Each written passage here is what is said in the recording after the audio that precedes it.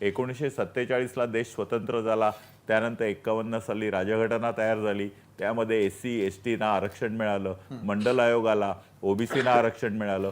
या संपूर्ण प्रोसेसमध्ये अनेक वर्ष गेली आणि ही जी अनेक वर्ष गेली त्यामध्ये काही समाज मेनफ्रेमच्या बाहेर राहिले।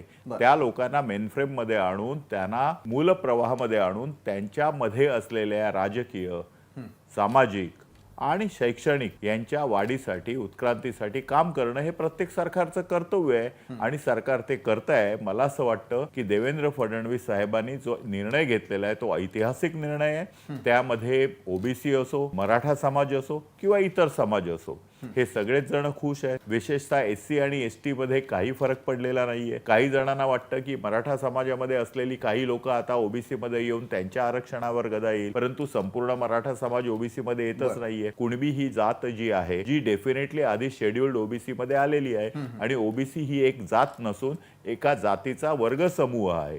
यामध्ये अनेक जाती नंतर आलेल्या आहेत। आधी OBCचा जो समूह होता त्यामध्ये 1-2 जाती आलेल्या आहेत, आणखीन 1-2 जाती आल्या आहेत, याच्या पुढे पण येत राहतील।